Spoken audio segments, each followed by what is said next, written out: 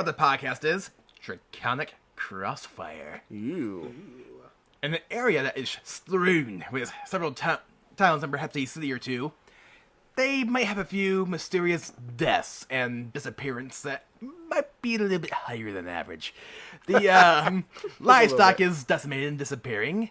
The people have failed to arrive at their destinations along what they thought was safe roads. And the situation is the sort that cries out for an adventuring party to read something on a bulletin board somewhere. Right. And the local noble or government officials of some kind is looking for anybody who can identify the cause of the region's issues. During their investigation, they learn that there's a pair of adult dragons that have turned the area into their battleground. The green dragon has attempted to expand on its territory, and it just so happens to include the mountainous area that is claimed by a slightly and way bigger and more powerful red dragon. Idiot. Right. The That guy's bigger than me. I'm gonna go pick on him.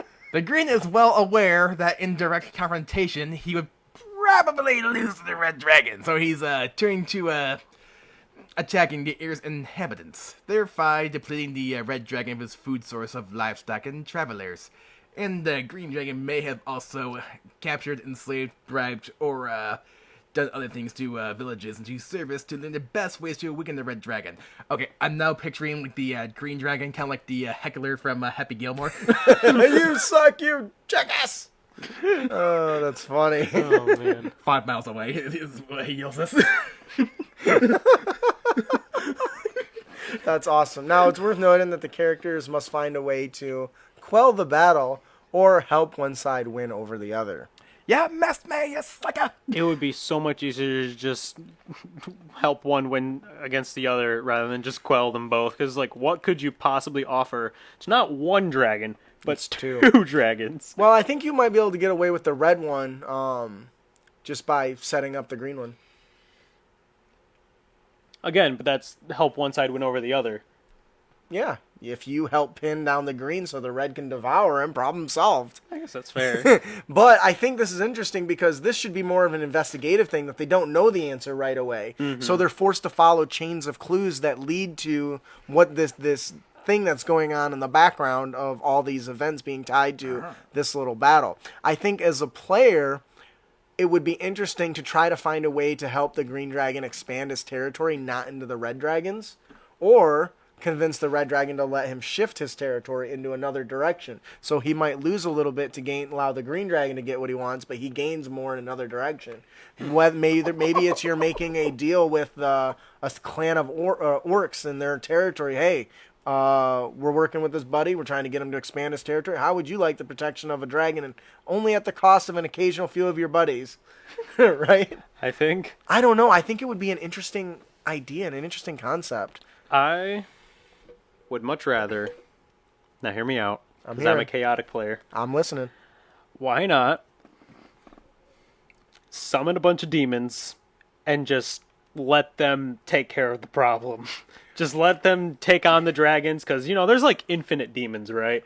There's a finite of these dragons. Eventually, the war of attrition is So going now to be you're in making favor. deal with demons and devils in order to stop a war between two dragons to protect the area that'll probably get overrun by demons. Or That seems like a But- terrible idea. But demons are a lot easier to take care of than dragons. That's true. You can Oh, banish them yes. back to And- madness. actually no. Well, Depends on the demons. well, if they're a bunch of lower level ones, it's not a big I deal. now But obviously, picture they're probably a going to be a lot of stealthy- higher level ones.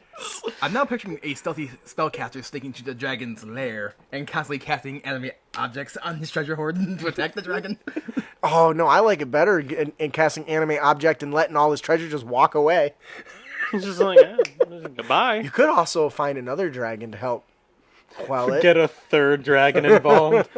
Ooh, cast the gate spell at the bottom of the treasure hoard, so it kind of So just kind of funnels into it to somewhere else.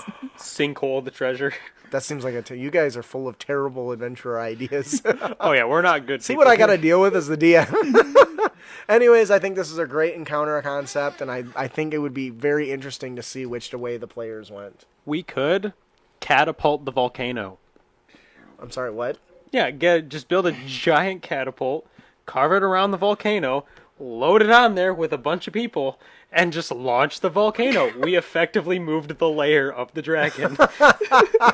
Is that possible? Probably I not. guess anything's possible in D&D with the wish spell. Yeah, I was gonna say, I wish it. It'd be like, I have this powerful ring. I wish this dispute would be ended. They just disappear. That does it. Anyways, I think that'll do it for our encounter of the podcast, Draconic Crossfire. Hey, thank you so much for all your support and watching our video. We hope you enjoyed it. We are the hosts of the Crit Academy, a Dungeons & Dragons discussion podcast. Be sure to hit that subscribe button. And be sure to ring that bell. Get our latest content as we toss it out there, and it's good stuff. Everyone loves fat loots and great D&D inspiration. Keep your blade sharp and spells prepared, heroes.